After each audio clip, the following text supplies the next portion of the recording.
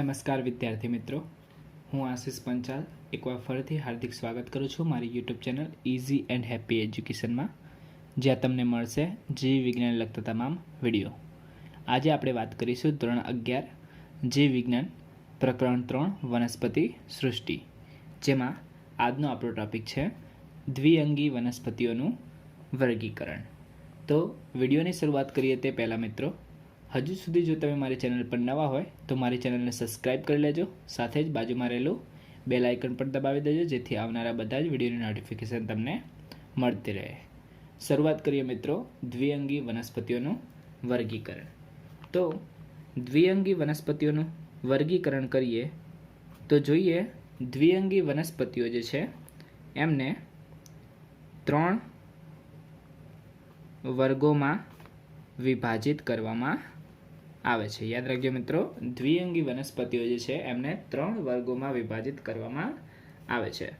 3 વર્ગો જે છે, જેમાંનો પહેલો વર્ગ છે હિપેટિકોપ્સિડા. યાદ રાખજો મિત્રો, પહેલો વર્ગ છે હિપેટિકોપ્સિડા, જેને આપણે લીવરવર્ટ તરીકે પણ ઓળખીએ છીએ. બીજો વાત કરીએ તો બીજો વર્ગ છે એન્થેરોપ્સિડા. યાદ રાખજો મિત્રો, એન્થેરોપ્સિડા, જેને આપણે હોર્નવર્ટ તરીકે પણ ઓળખવામાં આવે છે. અને ત્રીજો વર્ગ છે બ્રાયોપ્સિડા. બ્રાયોપ્સિડા, જેને આપણે મોસિસ તરીકે પણ ઓળખવામાં આવે છે, મોસ તરીકે પણ ઓળખવામાં આવે છે. તો આમ દ્વિઅંગી વનસ્પતિઓ જે છે એને 3 વર્ગોમાં વિભાજિત કરવામાં આવે છે. હિપેટિકોપ્સિડા છે, એન્થોસિરોપ્સિડા છે અને બ્રાયોપ્સિડા છે. તો આ થયા 3 વર્ગો, જેને આપણે દ્વિઅંગી વનસ્પતિઓમાં વર્ગીકૃત કરવાનું છે. તો પહેલાં વાત કરીએ મિત્રો આપણે હિપેટિકોપ્સિડાની. તો હિપેટિકોપ્સિડા એટલે કે લીવરવર્ટ્સ પહેલો વર્ગ છે. હિપેટિકોપ્સિડા, જેને આપણે લીવરવર્ટ્સ અથવા તો પ્રહરિતા તરીકે ઓળખવામાં આવે છે. સૌથી પહેલાં તેનું લક્ષણ જોઈએ, નિવાસસ્થાન. તો હિપેટિકોપ્સિડા વર્ગની અંદર સમાવેશ જેટલી બી દ્વિઅંગી વનસ્પતિઓ જે છે, આ બધી જ દ્વિઅંગી વનસ્પતિઓ સામાન્ય રીતે હંમેશા માટે ભેજયુક્ત છાયાવાળા જે વિસ્તારો જે છે એ વિસ્તારોની અંદર જોવા મળે છે. એટલે કે જે જગ્યાએ છાયાવાળો વિસ્તાર હોય અને ભેજયુક્ત વાતાવરણ હોય તેવા વિસ્તારોમાં તે વધુ પડતી વિકાસ પામે છે. જેમ કે ઉદાહરણ તરીકે જોઈએ તો ઝરણાના કિનારા, બીજા છે ભેજવાળા મેદાનો, ત્યારબાદ ભીની જમીન, વૃક્ષોની છાલ કે પછી લાકડાની ઊંડાઈઓ. તો આવા વિસ્તારો જ્યાં આગળ ભેજવાળું વાતાવરણ હોય છે અને છાંયડાવાળો વિસ્તાર હોય છે, તો તેવા વિસ્તારોમાં હિપેટિકોપ્સિડા એટલે કે લીવરવર્ટ્સ પ્રકારના જે દ્વિઅંગી વનસ્પતિઓ જે છે એ વધુ પડતી જોવા મળે છે. હવે વાત કરીએ મિત્રો તેના સુકાય રચનાની એટલે કે દેહ રચનાની. તો બીજું લક્ષણ જોઈએ તેની દેહ રચના. તો સામાન્ય રીતે આ વનસ્પતિની વાત કરીએ તો તેની દેહ રચનાની વાત કરીએ તો તેનો વાનસ્પતિક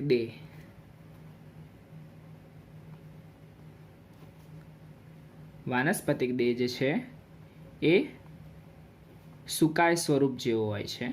એટલે કે સુકાયના જેવો જ સુકાયક સ્વરૂપ દર્શાવે છે. આવો વાનસ્પતિક દેહ જે છે, જે સામાન્ય રીતે પૃષ્ઠ વક્ષીય દેખાવ ધરાવે છે, એટલે કે બંને બાજુઓ પૃષ્ઠ બાજુ અને વક્ષ બાજુ સ્પષ્ટ રીતે જુદી પડે છે. ઉદાહરણ તરીકે માર્કેન્સિયા. યાદ રાખજો મિત્રો, ઉદાહરણ તરીકે માર્કેન્સિયા. કેટલાક સભ્યો એવા પણ છે જેનો વાનસ્પતિક દેહ પત્રમય હોય છે, એટલે કે પત્રમય સભ્યો હોય છે. આવા સભ્યો જેની પ્રકાંડ જેવી સ્વરૂપ દર્શાવતી જે રચના જે છે એવી રચના, એટલે કે પ્રકાંડ જેવી સ્વરૂપ દર્શાવતી જે રચના જે છે એના પર બે હરોળમાં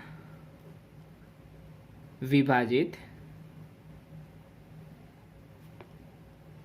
પર્ણ જેવી રચનાઓ જોવા મળે છે. યાદ રાખજો મિત્રો, પત્રમય સભ્યો જે છે એવા સભ્યો જેમાં પ્રકાંડ જેવી સ્વરૂપ દર્શાવતી રચના જોવા મળે છે અને એ રચના પર બે હરોળમાં વિભાજિત એવી પર્ણ જેવી રચના જોવા મળે છે. ઉદાહરણ તરીકે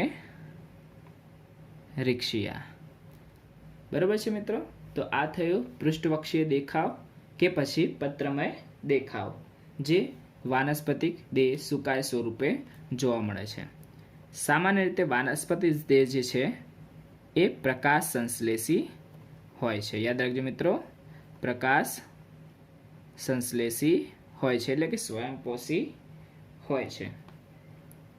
વનસ્પતિક દેહની અંદર દ્વિઅંગી વનસ્પતિ છે, એટલે કે વાસ્તવિક મૂળ હોતા નથી, પરંતુ જે મૂળ જે છે એ મૂળના સ્થાને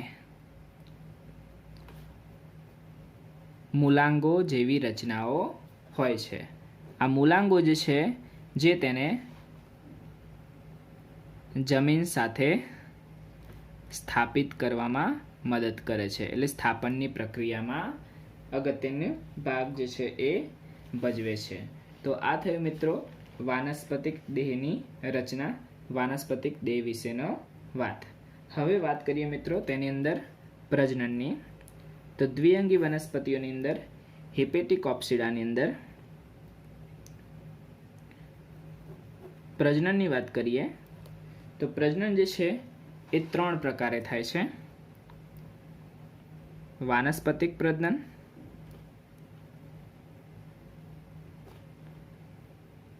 અલિંગી પ્રજનન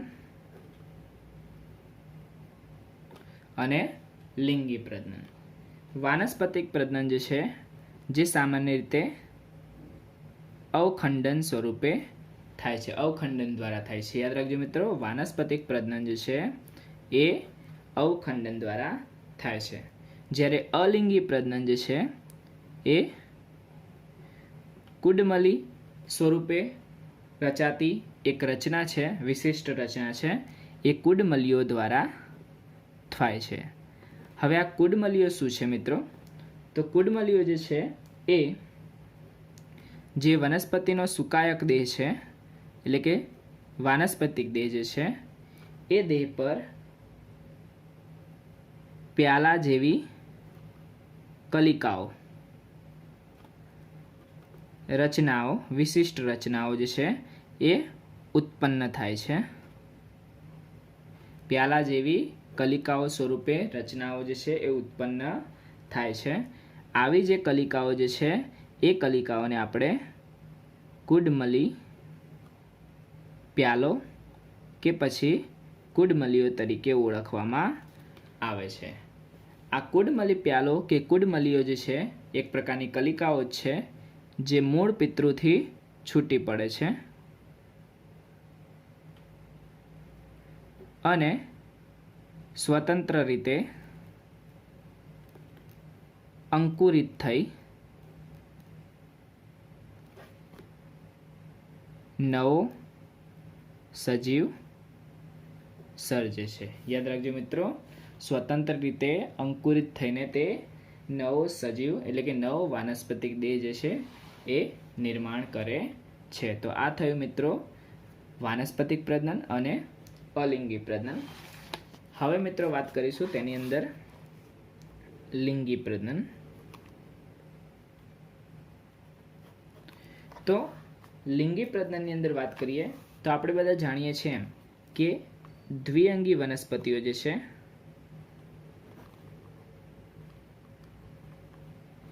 આ દ્વિઅંગી વનસ્પતિઓમાં એકાંતર જનન જોવા મળે છે. એકાંતર જનનમાં બે અવસ્થાઓ હોય છે, એટલે કે દ્વિઅંગી વનસ્પતિઓ પોતાના જીવન ચક્રમાં બે અવસ્થાઓ ધરાવે છે. એક અવસ્થા છે મુખ્ય અવસ્થા અને બીજી અવસ્થા છે ગૌણ અવસ્થા. સૌથી પહેલા વાત કરીએ મુખ્ય અવસ્થાની. તો દ્વિઅંગી વનસ્પતિઓની અંદર મુખ્ય અવસ્થા જે છે જે જન્યુજનક અવસ્થા છે, જ્યારે ગૌણ અવસ્થા જે છે એ બીજાણુજનક અવસ્થા છે. આ બીજાણુજનક અવસ્થા એ એવી અવસ્થા છે જે જન્યુજનક અવસ્થા પર આશ્રિત છે, એટલે કે આધારિત છે, સ્વતંત્ર નથી. દ્વિઅંગી વનસ્પતિઓની અંદર આ એકાંતર જનનમાં ખાસિયત હોય છે. નોર્મલી મુખ્ય અવસ્થાથી શરૂઆત કરીએ તો દ્વિઅંગી વનસ્પતિઓમાં મુખ્ય અવસ્થા જે જન્યુજનક અવસ્થા જે છે એ પોતે લિંગી પ્રજનન અંગો ધારણ કરે છે. યાદ રાખજો મિત્રો, જન્યુજનક અવસ્થા જે છે એ લિંગી પ્રજનન અંગો ધારણ કરે છે. લિંગી પ્રજનન અંગો બે હોય છે, નર પ્રજનન અંગ જેને આપણે પુંજન્યુ ધાની તરીકે ઓળખીએ છીએ. એ જ રીતે માદા પ્રજનન અંગ જેને આપણે અંડ કે સ્ત્રી જન્યુ ધાની તરીકે ઓળખવામાં આવે છે, જે માદા પ્રજનન અંગ છે. આ બંને પ્રજનન અંગો જે છે નર અને માદા બંને પ્રજનન અંગો સ્વતંત્ર રીતે જુદા જુદા સુકાય પર પણ ઉત્પન્ન થાય છે અથવા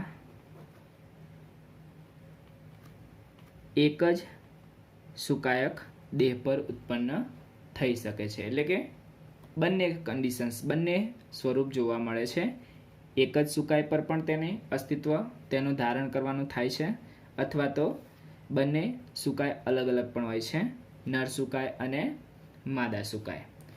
આ બંને ધાનીઓ દ્વારા જનન કોષો ઉત્પન્ન થાય છે. પુંજન્યુ ધાની જે છે એ નરજન્યુ ઉત્પન્ન કરે છે, જ્યારે સ્ત્રીજન્યુ ધાની જે છે એ માદાજન્યુ ઉત્પન્ન કરે છે. બંને જન્યુઓના જોડાણથી એટલે કે ફલનની પ્રક્રિયાથી યુગ્મનજનું નિર્માણ થાય છે. યુગ્મનજ જે છે એ દ્વિકીય અવસ્થા અને બીજાણુજનક અવસ્થાની શરૂઆતી રચના છે. યુગ્મનજ જે છે એ હવે બીજાણુજનક અવસ્થા સર્જે છે. યાદ રાખજો મિત્રો, ફલનને પરિણામે ઉત્પન્ન થતું યુગ્મનજ જે છે એ બીજાણુજનક અવસ્થાની શરૂઆત કરે છે. યુગ્મનજ જે છે એ શરૂઆતે સમવિભાજનની પ્રક્રિયા કરી વાનસ્પતિક દેહ બનાવે છે. આ વાનસ્પતિક દેહ જે છે એ 3 ભાગમાં સ્પષ્ટ રીતે વિભાજિત હોય છે. પહેલું છે સૌથી ટોચનો ભાગ પ્રાવર. પ્રાવર જે છે એક દંડ જેવી રચનામાં આધારિત હોય છે, જેને આપણે પ્રાવર દંડ તરીકે ઓળખીએ છીએ. અને સૌથી નીચેનો ભાગ જે પાદ તરીકે ઓળખવામાં આવે છે, એટલે કે પ્રાવર જેને આપણે કેપ્સ્યુલ તરીકે ઓળખીએ છીએ, પ્રાવર દંડ જેને આપણે સીટા તરીકે ઓળખીએ છીએ, અને પાદ જેને આપણે ફૂટ તરીકે ઓળખવામાં આવે છે. તો આમ દ્વિઅંગી વનસ્પતિઓની અંદર યુગ્મનદના નિર્માણની સાથે બીજાણુજનક અવસ્થાની શરૂઆત થાય છે.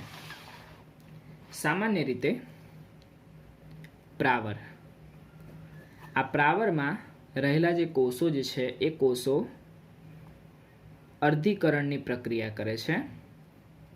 પરિણામે બીજાણુઓ ઉત્પન્ન થાય છે જે એકકીય હોય છે. આ બીજાણુઓ જે છે એ હવે વિકિરણ પામે છે અને સ્વતંત્ર જન્યુજનક અવસ્થા સ્વરૂપે નવો વાનસ્પતિક દેહ સર્જે છે. તો આમ પ્રાવરની અંદર ઉત્પન્ન થયેલા એકકીય બીજાણુ જે ફરીથી જન્યુજનક અવસ્થા તરીકે વિકાસ પામે છે. તો આમ દ્વિઅંગી વનસ્પતિઓની અંદર ખાસ કરીને અહીંયા આપણે હિપેટિક ઓપ્સિડાની વાત કરી, તો હિપેટિક ઓપ્સિડાની અંદર આ પ્રકારે એકાંતર જનનની પ્રક્રિયા જે છે એ જોવા મળે છે, જેમાં બીજાણુના નિર્માણ દ્વારા, પ્રાવરની અંદર એકકીય બીજાણુઓના નિર્માણ દ્વારા જન્યુજનક અવસ્થાની શરૂઆત થાય છે. તો આ રીતે મુક્તજીવી જન્યુજનક અવસ્થા ઉત્પન્ન થાય છે, જેની અંદર ફરીથી લિંગી પ્રજનન અંગો ઉત્પન્ન થાય છે, ફરીથી ફલનની પ્રક્રિયાઓ થાય છે અને લિંગી પ્રજનનની પ્રક્રિયાને પરિણામે યુગ્મનદનું નિર્માણ થાય છે અને ફરીથી બીજાણુજનક અવસ્થા આવે છે. તો આમ સતત રીતે જન્યુજનક અવસ્થા, ત્યારબાદ બીજાણુજનક અવસ્થા ક્રમશઃ આવ્યા કરે છે. આ પ્રકારનું જે જીવન ચક્ર જે છે, જેને આપણે એકાંતર જનન તરીકે ઓળખવામાં આવે છે. તો આ થયું મિત્રો હિપેટિક ઓપ્સિડાની અંદર એકાંતર જનન. હિપેટિક ઓપ્સિડાના ઉદાહરણ તરીકે વાત કરીએ તો રિક્શિયા અને માર્કેન્સિયા જે હિપેટિક ઓપ્સિડાના ઉદાહરણો છે. બીજો વર્ગ જોઈએ મિત્રો. વર્ગ 2 જે છે જે એન્થેરોપ્સિડા છે. એન્થેરોપ્સિડા જેને સામાન્ય રીતે આપણે હોર્નવર્ટ તરીકે પણ ઓળખવામાં આવે છે. વધારે વિશેષ આના વિશે ચર્ચા કરવાની હોતી નથી, પરંતુ આ પ્રકારના જે સજીવો જે એન્થેરોપ્સિડાની અંદર સમાવેશ કરવામાં આવે છે, જે મુખ્યત્વે સહજીવી નાઇટ્રોજન સ્થાપક તરીકે જીવન ગાળે છે. યાદ રાખજો મિત્રો, સહજીવી નાઇટ્રોજન સ્થાપક તરીકે જીવન ગાળે છે. સામાન્ય રીતે આની અંદર ઉદાહરણોની વાત કરીએ તો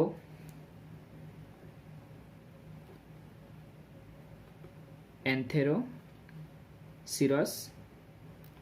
અને નોટોથાઇલસ,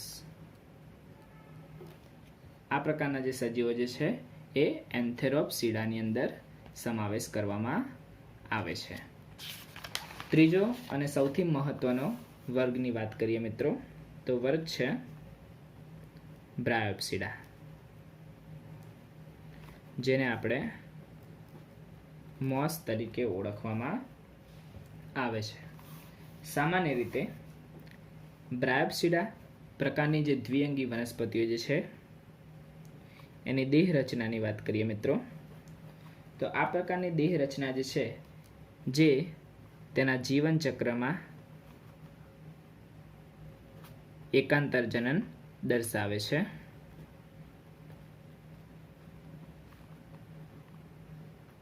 અને મુખ્ય કે પ્રભાવી જે અવસ્થા જે છે જે જન્યુજનક અવસ્થા છે. અહીંયા મિત્રો દ્વિઅંગી વનસ્પતિઓ, બધી જ દ્વિઅંગી વનસ્પતિઓની અંદર મુખ્ય અવસ્થા જન્યુજનક અવસ્થા જ હોય છે, પરંતુ અન્ય દ્વિઅંગી વનસ્પતિઓ કે અન્ય જેમાં મુખ્ય અवस्था જન્યુજનક અवस्था હોય છે એના કરતાં બ્રાયોપ્સિડાની અંદર કંઈક વિશેષ રીતે તે અન્ય વનસ્પતિઓ કરતાં જુદું પડે છે. કેમ જુદું પડે છે? તો આ પ્રકારની જે જન્યુજનક અवस्था જે બ્રાયોપ્સિડાની અંદર પ્રભાવી અवस्था છે, આ અवस्था બે ભાગમાં વિભાજિત છે. એટલે કે પ્રભાવી અवस्था અને પ્રચ્છન્ન અवस्था તો ખરી જ, એટલે કે જન્યુજનક અवस्था અને બીજાણુજનક અवस्था તો ખરી જ, પરંતુ જે પ્રભાવી જન્યુજનક અवस्था જે છે એ પણ બે ભાગમાં વિભાજિત છે. પ્રથમ અवस्था અને બીજી અवस्था. પ્રથમ અवस्थાની વાત કરીએ મિત્રો, તો પ્રથમ અवस्था જે છે જે તેની પ્રતંતુ અवस्था છે, જેને આપણે જન્યુજનક અवस्थાની શરૂઆતી અवस्था તરીકે ઓળખીએ છીએ. જ્યારે બીજી અवस्थाની વાત કરીએ તો જે બીજી અवस्था જે છે એ એની પર્ણમય અवस्था છે, જે જન્યુજનક અवस्थાની અંતિમ અवस्था છે. એટલે કે આમ જન્યુજનક અवस्था જે છે એ બે અवस्थાઓ પૂર્ણ કરે ત્યારે એક જન્યુજનક અवस्था, બે તબક્કાઓ પૂર્ણ કરે ત્યારે એક જન્યુજનક અवस्था પૂર્ણ થાય છે. પ્રથમ અवस्था પ્રતંતુ અवस्था. તો પ્રતંતુ અवस्था જે છે એ લિંગી પ્રજનનને પરિણામે ઉત્પન્ન થયેલા જે બીજાણુઓ જે છે, યુગ્મનજ જે છે એ યુગ્મનજ જે બીજાણુજનક અवस्था સર્જે છે એ યુગ્મનજમાંથી બીજાણુઓ ઉત્પન્ન થાય છે. બીજાણુજનક અवस्थાની અંદર બીજાણુઓ જે છે જ્યારે અર્ધીકરણ પામે છે ત્યારે પ્રાવરની અંદર જ્યારે અર્ધીકરણ થાય છે ત્યારે જે બીજાણુઓ ઉત્પન્ન થાય છે એ બીજાણુઓ સીધા જ પ્રતંતુ અवस्थાનો વિકાસ કરે છે. એટલે કે આ બીજાણુ અवस्थામાંથી સીધો જ પ્રતંતુ અवस्था જે છે એ સર્જાય છે. સામાન્ય રીતે આ અवस्थાની વાત કરીએ તો આ અवस्था જે છે એ વિસર્પી હોય છે. વિસર્પી એટલે કે ભૂપ્રસારી, ભૂમિ પર પ્રસરણ પામતી હોય તેવી અवस्था, ભૂમિ પર પથરાયેલી હોય તેવી અवस्था, જેને આપણે ભૂપ્રસારી અवस्था તરીકે ઓળખીએ છીએ. એટલે કે વિસર્પી અवस्था હોય છે. સામાન્ય રીતે લીલી હોય છે, શાખિત હોય છે અને ઘણીવાર તંતુમય પણ હોય છે. એટલે કે તેની દેહ રચના જે છે વિસર્પી, લીલી, શાખિત અને તંતુમય હોય છે. આ જે પ્રતંતુ અवस्था સર્જાય છે એ પ્રતંતુ અवस्था ત્યારબાદ વિકાસ પામીને બીજી અवस्था એટલે કે પર્ણમય અवस्था ધારણ કરે છે. એટલે કે પ્રતંતુમાંથી પાર્શ્વીય કલિકા સ્વરૂપે પર્ણમય અवस्था જે છે એ વિકાસ પામે છે.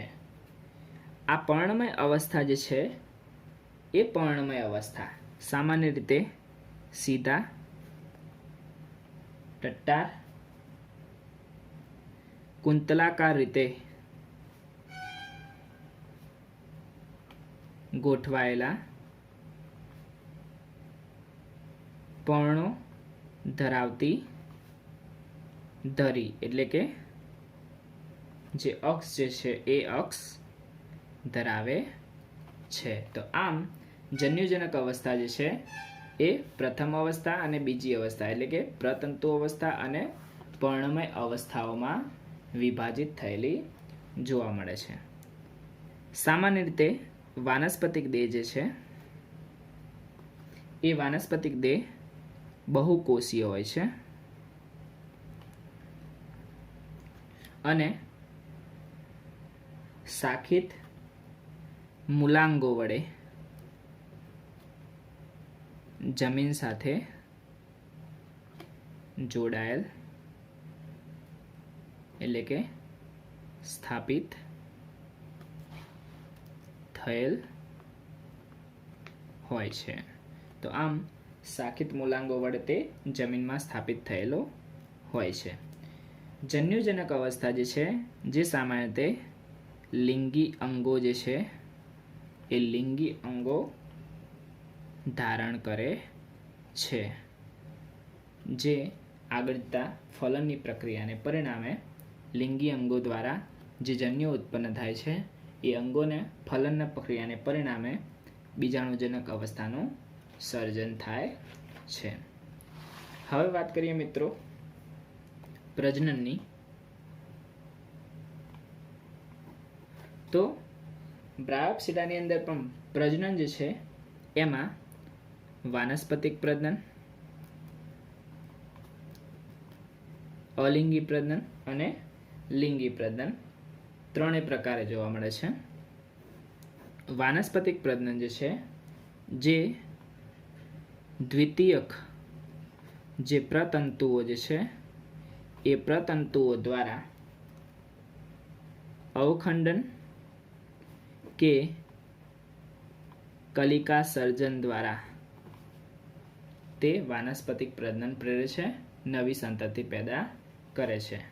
જ્યારે લિંગી પ્રજનનની વાત કરીએ તો લિંગી પ્રજનનમાં આપણે જોયું એમ જે પર્ણમય અવસ્થા જે છે એ અવસ્થામાં, યાદ રાખજો મિત્રો, પર્ણમય અવસ્થા જે છે એ અવસ્થામાં